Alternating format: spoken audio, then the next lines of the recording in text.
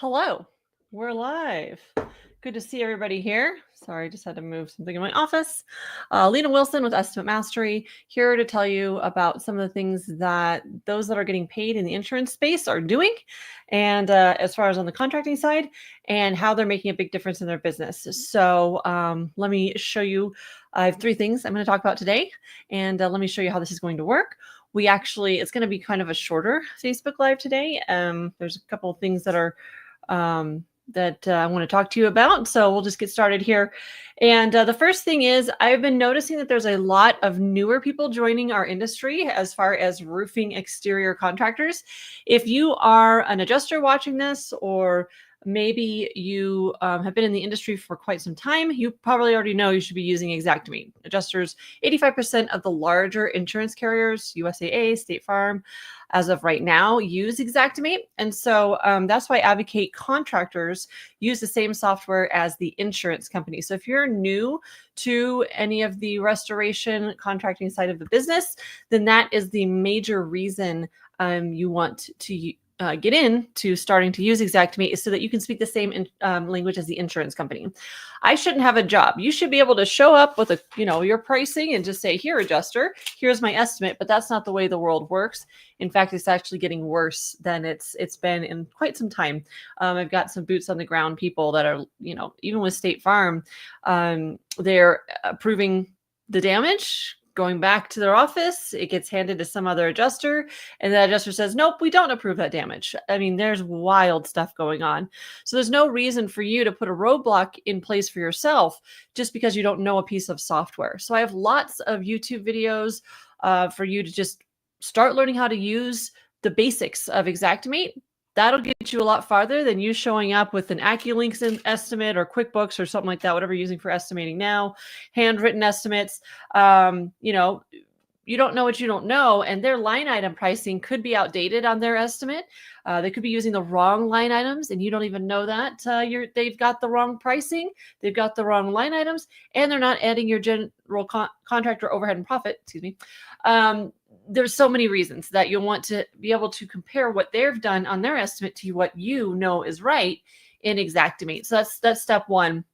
I also hear, you know what, I don't want to use Xactimate. It has really awful pricing. Well, I would invite you to start using the software first and see how that goes for you. And then when you run across pricing issues, actually reach out and talk to pricing at Xactimate. So a couple of ways that you can get a hold of them. Let me put this on the banner here really quick. That is not the right banner. One second. Let me get this over to you. It's just pricing@verisk.com. And I email them all the time for things. First of all, if you ever want to say, hey, the price of this in Xactimate isn't correct. Where did you get this price? Can we discuss this? This is what my pricing that I'm having to source whatever the thingamajig is costing me boots here on the ground. So you can't just complain to them. You do want to come with some backing up of, why the price you feel is low, but they want to hear from contractors. They actually call and survey contractors. I love it because contractors are like, yeah, I've never been called by Verisk or Xactimate to get surveyed. I was like, yeah, they're not going to tell you, hi, this is Xactimate, I'm here to survey. But they will call for pricing. They get the pricing sourced from suppliers, big box stores. Sometimes we'll go into that. They will call contractors in the area, and then they have this algorithm that runs things for when prices are increasing and we have inflation and things like that. So there's a big building, actually 8 miles from my house is where Verisk's main office is. And there's a big area where the pricing department sits. So they are a big part of that organization. That's why the program, the software costs so much, is because they're constantly updating that price list every single month for your area. So if you ever run into any pricing issues though, feel free to email them at pricing@verisk.com. I also email them and say, hey, what would this be at Xactimate? I send a picture and a description and they point me to what line item that would be appropriate. You can also give them a call if you'd rather just chat with them. You want to call the sales line. It's 800-424-9228, and then ask for pricing. So there's that number too for for the pricing department, call that number and then ask for pricing. So I've spent extensive amounts of time with the pricing department. They're fantastic. They loved having a conversation, and they're also very informative. If you want to take it a step further, you also can get pricing certified in Xactimate. There's a user certification with Xactimate. That's great to have as well. There's also pricing certification, and they go way into detail in that class and in the test of how like labor yield is built out, what goes into each and every component in that price list line item. It's a fantastic course. If you've been using Xactimate for some time, and you want to understand pricing, it's a great course to go through. If you're brand new, don't go there yet. Just start to use the software and see how that pricing is working out for you. So that's the first thing I would say. If you feel like you're not, you're having a beast of a time with the adjuster and you're not using Xactimate yet, just starting to get to use it and understand. It's like speaking French to someone and they just, I don't know French. If you know French, I wouldn't know French.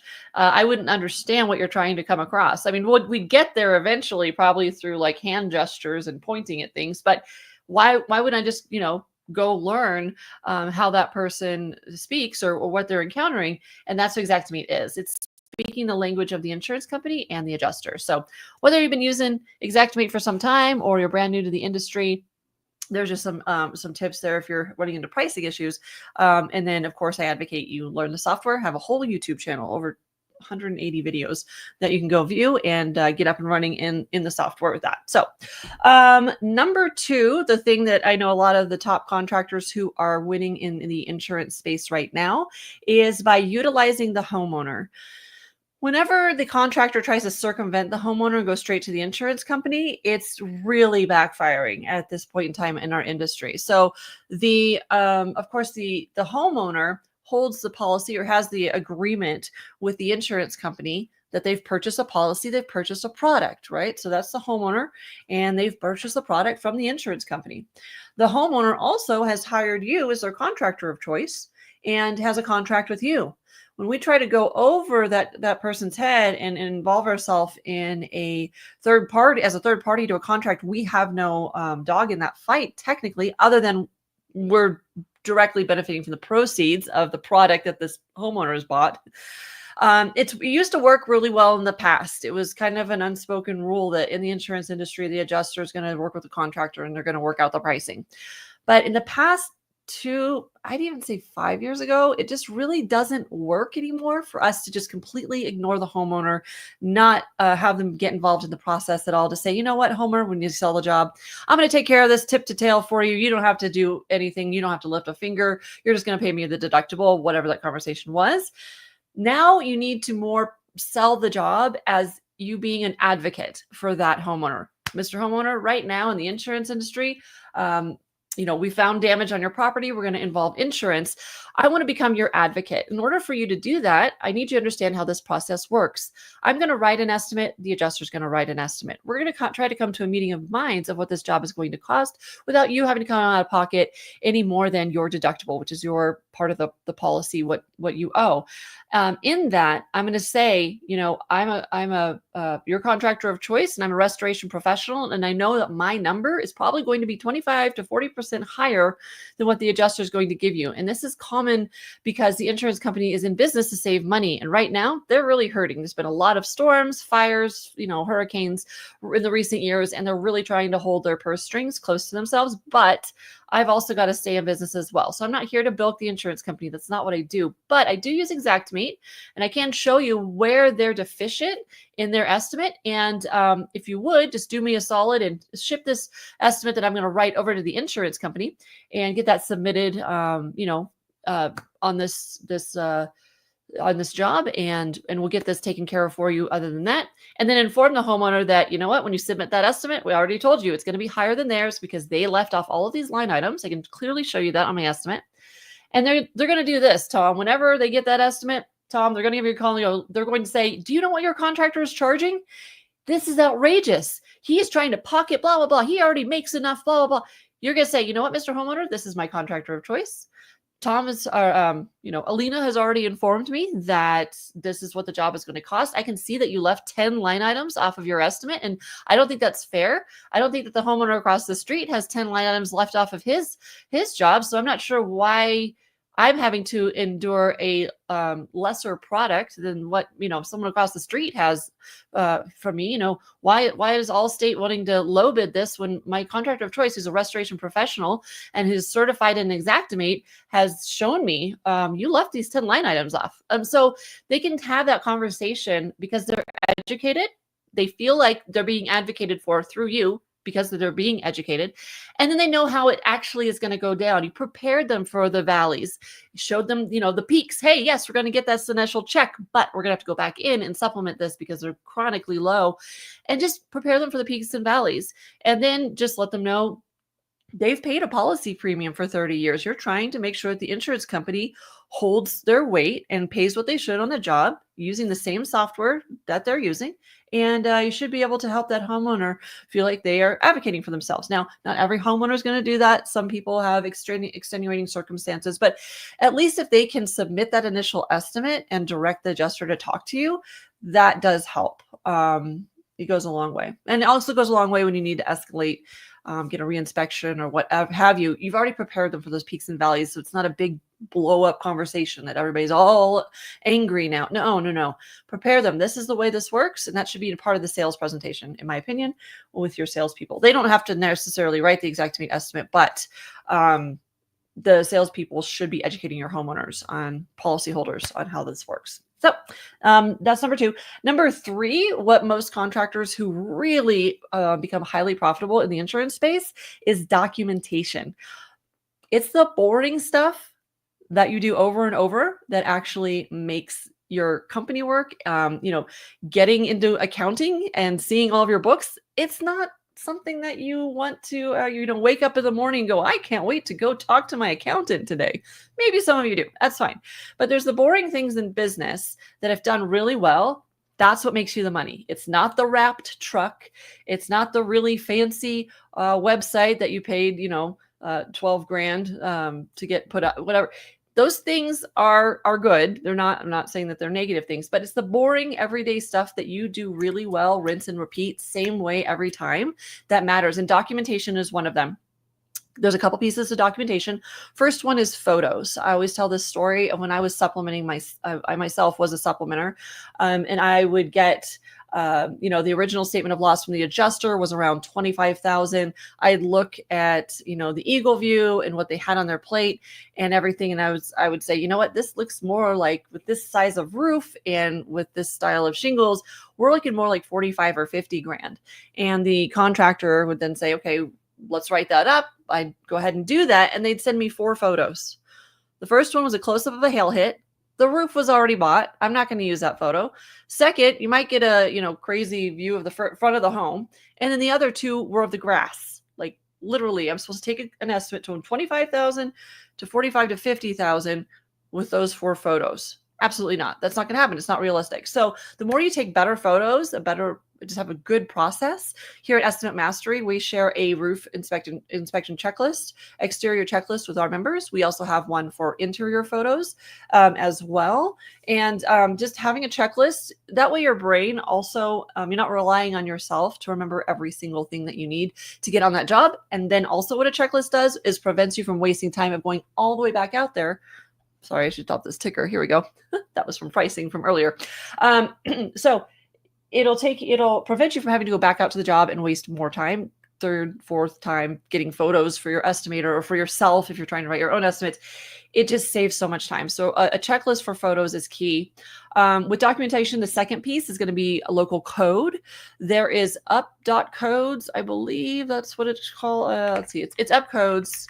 I think it's up.codes. Let's see. Yeah, up.codes will show you, you can go search your local building code for your area, get to know your local building office, see if they'll write a letter for you stating what IRC code that they adhere to. Some of them are still in 2008 IRC code.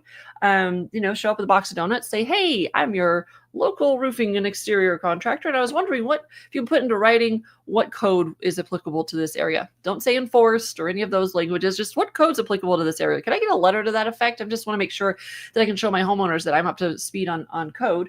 And then you can actually send that to the adjuster and say, look, I have this letter that says, we have one for Sandy City, Utah. It actually covers all of Utah. It's pretty cool that we got written up for us. So Documentation, first thing, photos. Secondly, you want to lean on your local code. There's also an app called One Click Code. We're affiliate partners with them. Go tell them that I sent you over there. And you can pay a nominal fee for them, and they pull all the codes, local building department information, when the home was built, what tax jurisdiction it's in. It's pretty cool. So One Click Code is a great place to go take a look. You get a discount on a few of those reports if you mention that I sent you over there. So just plug them a little bit because they're a great organization over there. And then the third piece of documentation is just the why behind it. OSHA specifications. We once had a shower surround that the surround was damaged, but the pan was not. The pans of a shower, surround, that situation, the pan doesn't usually get damaged unless something major falls on it. But the tree had fallen in the home and I think broke the glass in the shower surround. So the damage didn't happen to the surround, but the manufacturer required that the pan be replaced when you replace the new unit. Not Pella Windows, Velux Skylights has something that they put out there that's a letter that says if you can't just swap out the flashing on top or the cladding, you have to replace the whole skylight. Stuff like that is documentation. A lot of manufacturer specs and things go into this is how we prescribe the roof would be installed, or the shower pan needs to come out and be replaced with whatever it is. Lean on your documentation that you're not making that up. Alena's not saying that my guys need extra time to tie off to a roof when it's above a certain height or a certain steepness. That's OSHA requirements that require X, Y, and Z. So getting a database, or even there's something called deep research on ChatGPT that will go help you research some of these things. That's pretty cool. There's a lot of avenues that you don't have to self-source a lot of this. Also knowing other contractors in the industry and what are they using, what works boots on the ground. That's the third piece of documentation. So you've got your photos, you've got your code that you can now back up. Well, this is required and necessary per IRC code of 2008. You got upcodes, you can go search that, or one-click code. And then third, manufacturer specs, OSHA requirements, and those kinds of things. That's the big pieces of documentation. There's nuances along the way, but if you're covering those three areas, you're going to be able to back up your estimate with the homeowner, let them know you're their advocate, and then you're using Xactimate so that you can show the line item pricing and where the adjuster is deficient, and then back that up with this is why I'm asking for these line items, because it's required by local code. This picture shows damage, or we have consequential damage. When I pull off the shingle, the flashing is going to have a hole in it, and I'm per code not allowed to reuse damaged flashings. That builds the consequential damages argument. So all of these things are just a great way to build your case as if you're like a detective having to represent yourself in a court of law, kind of not the detectives that didn't quite connect, but you know what I mean. Be a detective, do the research, and then present it as a full package. And that goes a long way in the industry right now. We're really having a tough road. Just the first and second quarter of this year have been notoriously hard to get supplements paid, but I'm here for it. And I'm here to give you as much information as I can on what's working in the industry. So those are some of the top tier things that you'll want to take a look at. And then if you want to learn more and hear some more actually like specifics of what a lot of contractors are finding that work right now and what AI can and can't be used for in the industry, I'm actually holding a webinar tomorrow at 3 p.m. Central, 4 p.m. Eastern. If you're on my list, you might have already seen the invite to that. Let me go ahead and pull up a link that I'll put in the comments if you want to go get registered. It's going to be about an hour and 15 minutes. I'm going to be going over exactly what is working, get into more specifics. Today was kind of like a general, so let me go ahead and comment down below for you. You can go to that link and get registered. And yeah, I'd love to see you on the webinar. We can do Q&A. It's a Zoom meeting, so it's more interactive than this. I can actually see you and you can pop your questions in the chat, and it's a fantastic time. So one of my most popular trainings, I haven't done it since like last November. I haven't done this specific one. So if you're interested to see what it takes, exactly how to get paid out by the insurance company, I did hit some of the highlights today, but if you want some more specifics, I'll be going through that in the training, and then you can ask me questions as we're going through it as well. And then I'll be talking about what it looks like to be a member here at Estimate Mastery. If you've ever wondered what our training program entails, how it works, all the goods that I talk about at the end of the call tomorrow. So if you're at all interested, I give you a bunch of free information. I'm also going to be giving you an email template that's pre-written to help with that homeowner conversation with the adjuster. We have something that if you join the training with us tomorrow, we will be giving out that free template as a thank you for spending time with us here at Estimate Mastery. So hope that was helpful. Love seeing you guys that were here live with me. If you're watching the replay, love it. And then go get registered for that webinar. And I will see you next week. Take care.